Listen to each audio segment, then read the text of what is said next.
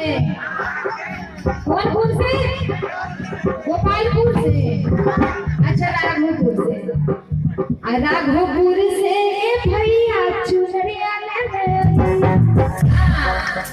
इसमें तालियों की आवाज आएगी और चाहेंगे जितने भी कैमरा मैन है थोड़ा उधर भी घुमा दीजिए। हाथों को उठा के ऐसे थोड़ा हाथ उठा लीजिए। और चुनरिया लाई हाथ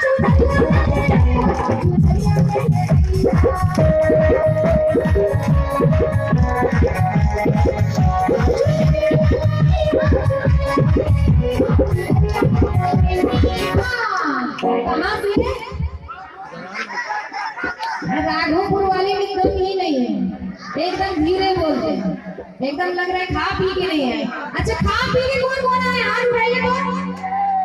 अच्छा खा के भी आए, पी के भी आए, इसीलिए तो आवाज में दम नहीं है। देखिए टीवी से काम चलाई हमारा तो रिमोट काफी है। हाँ बिल्कुल। और कैसे कि आजा से ए भैया चुनरिया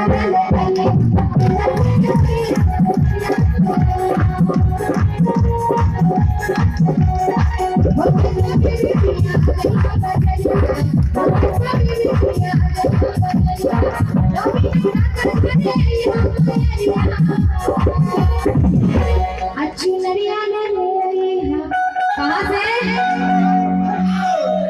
हम जगह का नाम भूल गए। हाँ राघोपुर बजड़िया। बजड़िया की गाँव है। हाँ आधा से भैया चुनरिया ले आइए।